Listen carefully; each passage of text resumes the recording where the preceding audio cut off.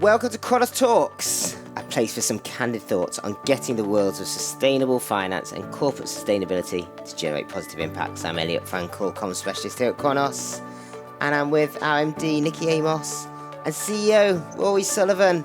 Hi, Nicky. Hi, Rory. Morning, Elliot. Morning, Elliot. Morning. How are we doing? Rory, you're just back from Uruguay? Well, I'm just back from the Global Framework on Chemicals open-ended working group discussions in Uruguay or Uruguay, depending on what you want to call it.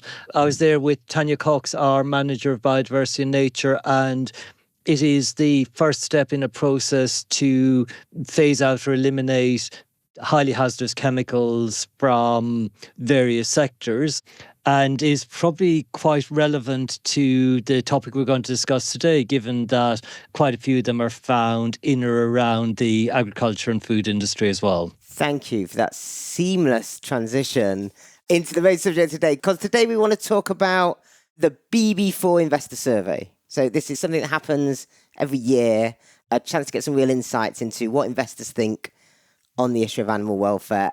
Nicky, maybe we should start by giving sort of new listeners a sense of what is BB4 briefly and why does it survey investors? Yeah, sure. So BB4 is the business benchmark on farm animal welfare.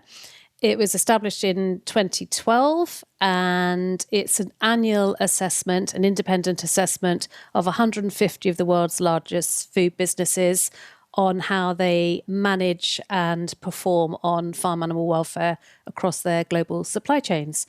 It's particularly designed to help investors integrate animal welfare into their investment research and their decision making.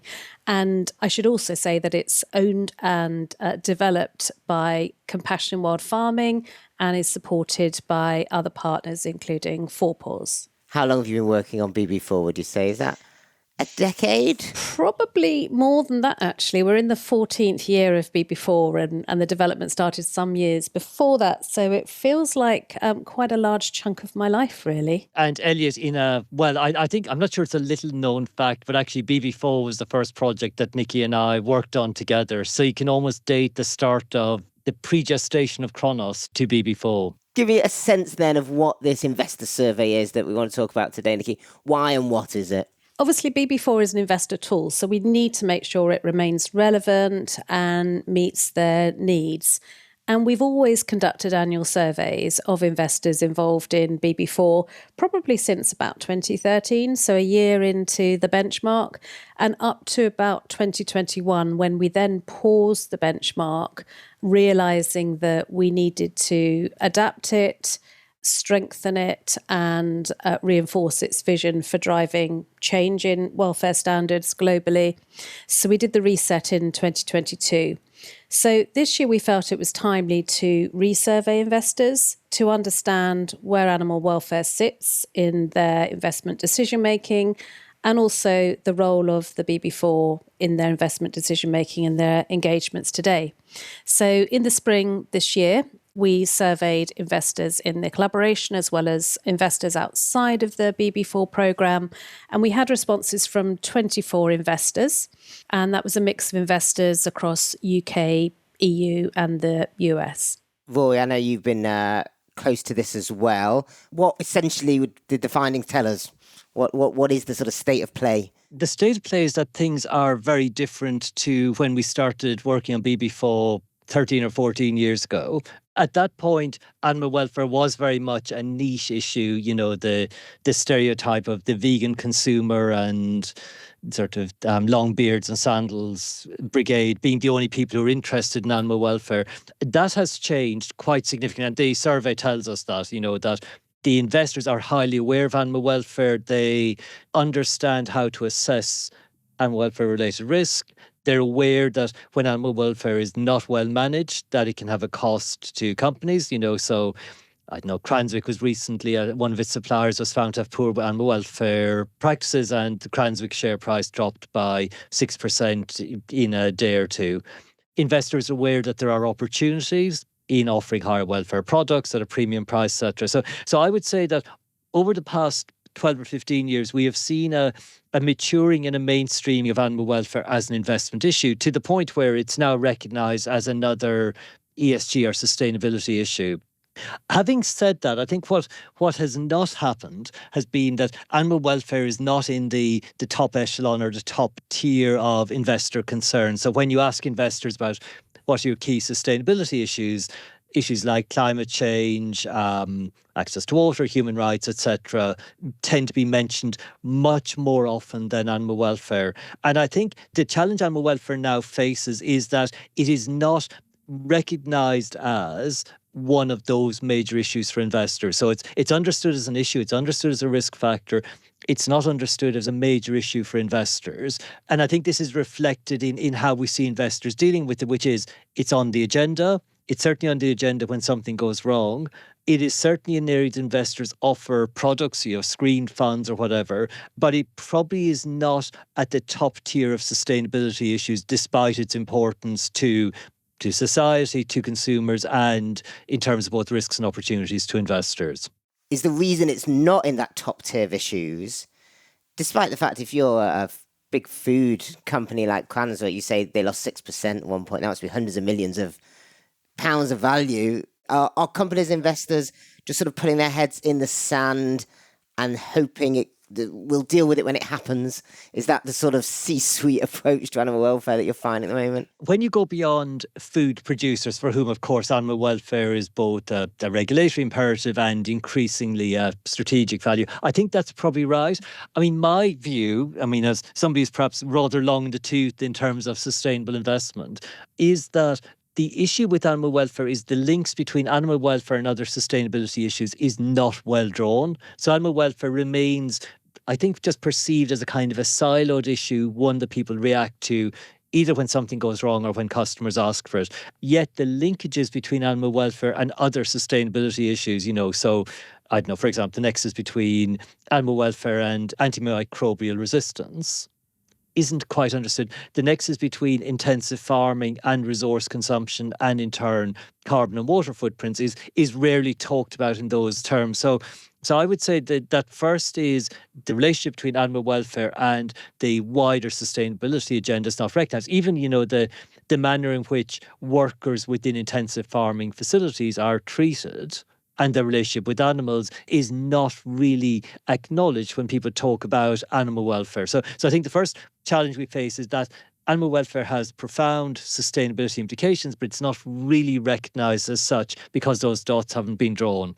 The second point is that I think there is actually also quite a serious risk within the food industry, which is, so despite the benchmark and the investor survey confirming that companies are aware of animal welfare as a business or an investment issue, the data suggests they're not necessarily managing it as effectively or as proactively as they need to, from either a process perspective or an outcome perspective. So, we find there's a majority of the companies, I think some 80% of them, are in the bottom two tiers of the benchmark, which means they provide little or no evidence around their approach to animal welfare. And so I think we see two different issues. One is the links between animal welfare and wider sustainability issues are just not drawn properly, which means animal welfare gets less attention than it needs to. But even within the food industry, even within those companies for whom this should be an important issue, the evidence suggests that it's not yet getting the level of management attention that it needs. Nicky, I don't know if you agree with all that, but you're probably a bit more on the ground with this. You're working with teams who are speaking to large coffee chains and supermarkets. But, give me a sense of what that investor engagement with companies is looking like right now, particularly among those investors that are turned on to this issue. Well, what we're seeing is not that surprising. The engagement still tends to be largely reactive rather than proactive, and it tends to focus more on the policy commitments rather than the performance and the impacts of companies' actions, which is not really where it needs to be. This is a relatively mature issue. It's unusual for a company, a large food business, not to have a formal statement on farm animal welfare.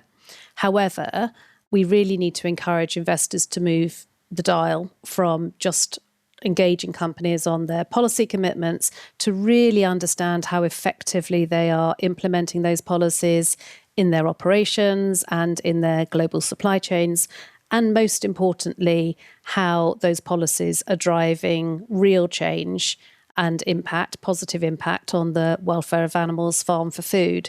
So one of the major rationale for resetting the BB4 framework in 2022 was to put greater emphasis on performance impact. And those questions in our assessment now represent 55% of the available points. But it feels like investors haven't really kept pace with the development of the tool.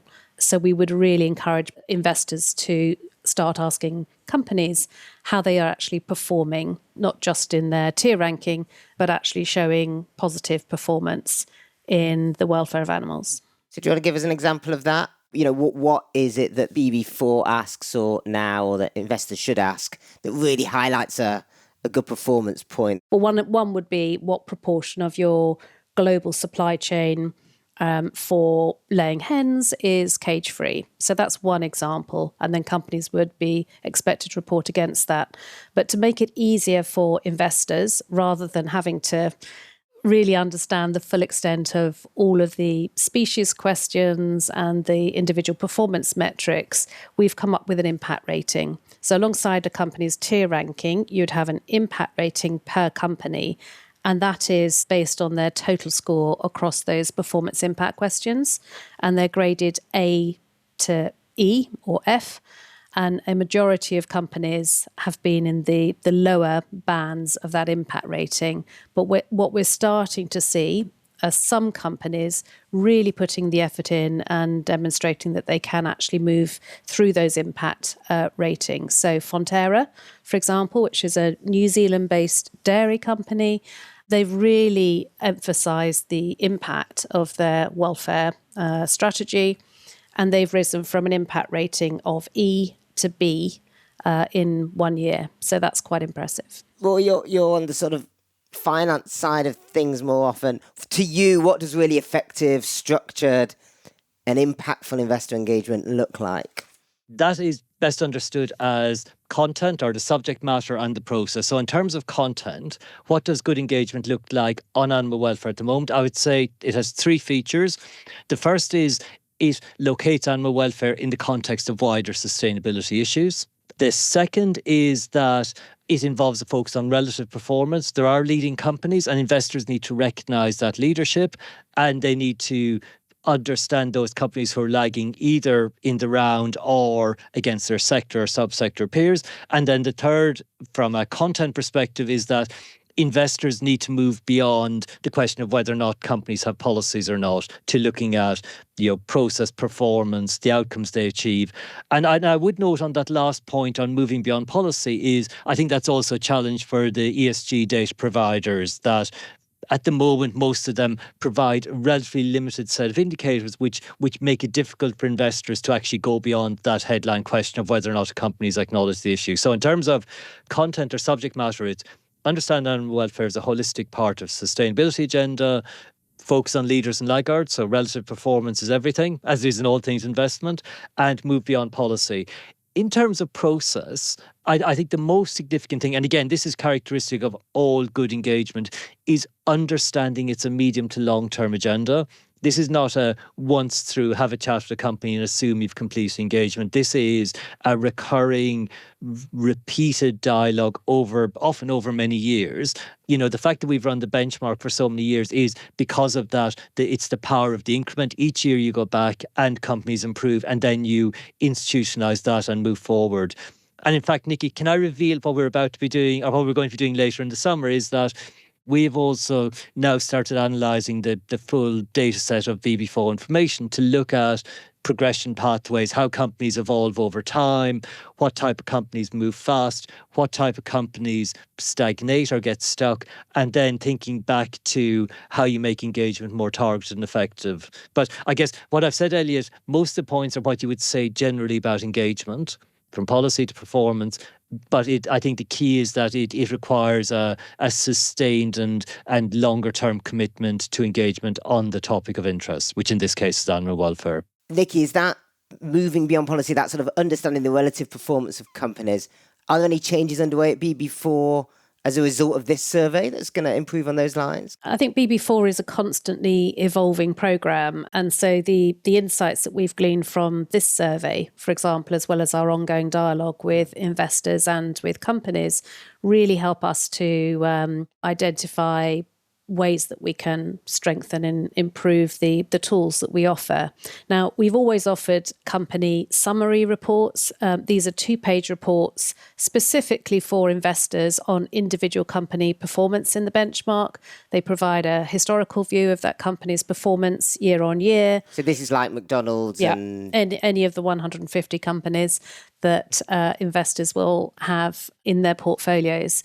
So these are 2-page snapshots, really, that set out a company's strengths and its weaknesses and the recommendations from the assessment team of how that company can improve its performance on farm animal welfare.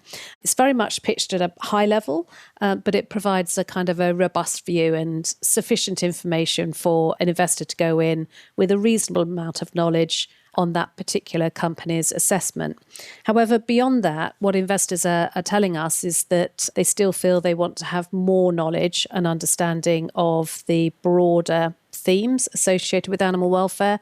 And as Rory mentioned earlier, the more we can help investors locate animal welfare within a wider context of ESG issues, the more helpful it will be. So we're looking at some technical briefings that draw out the links and the trade-offs for animal welfare with other ESG issues, such as energy and water use in intensive systems versus high welfare systems. And also we're exploring, as Rory just mentioned, how the BB4 data and the insight that we have over multiple years now can be used, more effectively and possibly integrated into existing ESG rating tools. And Rory, what do you think the more progressive investors on this issue are working on? What's going on at the forefront? Yeah, thank you. So the survey was very interesting in that regard, in that there is a strong interest in public policy engagement, so shaping the base on which companies approach animal welfare and perhaps providing some sort of confidence and certainty to companies. So I think that's interesting in and of itself, that there is that appetite. What I find interesting is that at the moment the appetite is quite reactive. It is tell us when something is being proposed or what's coming. And, how do we react to that? I think to your question, Elliot, is what does leadership look like? Well, I think it would be investors looking further forward and saying, actually, what do we need longer term? What does that look like in terms of animal welfare, farm animal welfare? And then let's work back to what kind of policy change do we need now? So I would say the investors who are engaged with BB4 in the investor supporter group and the signatories to the investor statement are interested in public policy, and that's where the leading edge is. I think the real innovation and the real opportunity, actually, not just for investors, but also for companies and for animal welfare NGOs, is to think about the future shape of the food system and then work back and say, how can we proactively shape the policy and regulatory framework of today to allow us to get there? So leadership, I think, is policy engagement, which I think, Nicky, you might have some thoughts on what's coming up next, which is the immediate stuff. But actually, I think there's also a space and probably a need to think more longer term about what is it that we really need from the policy framework or regulatory framework, and work back to what does that mean for a policy engagement agenda. And I guess, Elliot,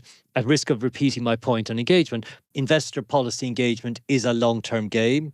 It requires stamina and a willingness to engage with it. But as we've seen on climate, when investors are prepared to make that commitment over a long period of time, they can have quite a transformative influence.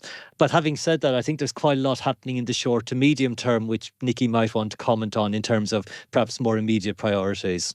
Well, go on, Nicky, you've been put on the spot there. I mean, somewhere like the EU, what does that policy advocacy look like? What is changing there? It's a really critical time, actually, in policy development in the EU. I mean, the EU already has the most progressive legislation on animal welfare globally, but that doesn't mean to say it's perfect. And there's a lot more that can be done to strengthen the standards expected of companies, both operating in the EU, but also exporting into the EU. So it does affect all companies globally.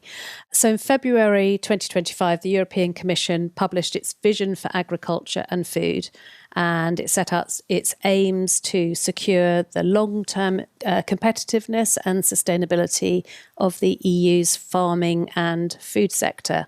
And within this, animal welfare is high on the agenda, partly in response to initiatives such as the End the Cage Age, which is a European citizen initiative coordinated by a number of NGOs, including Compassionate Wild Farming. And that really was a very strong message from over 1 million citizens across Europe calling for a ban on the use of cages in food farming. So the Commission is currently issuing a call for evidence. It closes on the 18th of July, so it's quite a short window, but I think the consultation will extend beyond that. And there are 4 topics being covered in the current consultation. The first is on phasing out cages. So this is primarily impacting producers of laying hens, pigs and rabbits, which are the most caged species in our farming system. And there's a real potential here to raise the baseline and create a level playing field and avoid penalising those companies that have already transitioned out of cages to ensure that there is a competitive market here. So phasing out cages is the first. Welfare indicators and digitalisation, so looking to assess welfare based on performance outcomes and streamlining the performance measurement for producers. The third is potential import standards, considering how to avoid welfare standards being undercut through the various tariff negotiations. And then the fourth is something that's really sensitive as far as consumers concerned, and that's the traditional practice of killing day-old male chicks. Around 330 million chicks a year in the EU alone are currently killed at a day old. This is a practice that is already banned or is being phased out in certain EU countries like Germany, France, Italy, Austria, and it's now being addressed as part of EU-wide legislation. So again, it will avoid simply moving the problem currently across borders within the EU. So what's the BB4 programme doing about it? Well, the Secretariat, along with the BB4 partners, are supporting investors to feed into this process via a joint open letter signed by investors. And this will express investor support for more robust animal welfare legislation, again, to create a level playing field for companies and have a well-planned phase-out of cages in farming. So there's more to come on this, but anyone who is listening to this and is interested in participating, do contact Chronos directly or the BB4 Secretariat, and we can ensure that your voice is heard. We're also going to be hosting a short webinar for investors to hear more about the process and the consultation linked to the legislation, and that will be happening in the coming months. But really importantly, this legislation could be a game changer. It could herald the largest legislative shift in animal welfare in a generation, with significant implications for food companies and their investors. Well, look, we've covered a lot of ground there. Maybe, Rory, you could help us sum up. What do you think are the key takeaways? So, Elliot, before I sum up, can I ask you a question? Do you think we have a really high quality audience? I would think that the people tuning into this know their stuff. Okay, so Elliot, I'm going to break the great rule of presentations, which is 3 points repeated 3 times, and I'm going to give 4 points just for this audience. So what are the key takeaways? So the first is investors have been hugely important in putting farm animal welfare higher on the corporate agenda and indeed higher on the investor agenda. And I think when we look back over the 13 or 14 years of the business benchmark on farm animal welfare, much of the change that we have seen can be attributed to the effort of the investors who've been involved with the benchmark. So that's point one. The second point, which is something that both Nicky and I reiterated through the podcast, is that farm animal welfare has systemic implications, and it links to, and in fact drives, many of the systemic issues we're concerned about: climate change, water stress, aspects of human rights, etc. So that's the second takeaway. Animal welfare is a systemic issue or contributes to systemic issues. The third is that there are idiosyncratic risks. There are companies who are doing a really great job of managing farm animal welfare. There are many who are not. And those company-specific risks need to be addressed by investors because they're probably risks they're unaware of, but they're certainly risks that need to be managed. And then the last takeaway, which is a bit of a synthesis of the points Nicky and I made, is, so what do investors need to do? Well, investors need to use the many tools that BB4 provides, fact sheets, technical briefings, the Secretariat as a whole. Investors do need to be more aware of farm animal welfare as an investment risk, and particularly the nexus between farm animal welfare and wider sustainability issues. And finally, I think the importance of investors engaging in public policy, both to encourage and drive higher standards of farm animal welfare, but also as a strategy for managing investment risk is of critical importance. So there you go, Elliot. 4 points delivered at pace. Excellent. You may come back to the pod. Thank you. Nicky, do you have any closing thoughts? I think the one reflection here is, this is not a time to be complacent about animal welfare. It's as relevant now as it was when we first started the BB4 14 years ago, and it will continue to be a relevant issue. So we're here to help investors and support them, help them join the dots, and give them the tools and the information that they need to be able to effectively integrate animal welfare into their decision-making, their engagements, and their policy advocacy. Brilliant. Thank you, Rory, Nicky. It's Monday morning, so I will let you get on with the rest of your week. Thank you so much for taking the time and for those contributions. Brilliant stuff. Thanks, Elliot. Thanks, Elliot. Bye then. Thank you so much for listening. Do have a look at Chronos Sustainability website for more information and for other episodes of the Chronos Talks podcast. And you can follow us on LinkedIn via the handle @Chronos Sustainability for all our news and updates.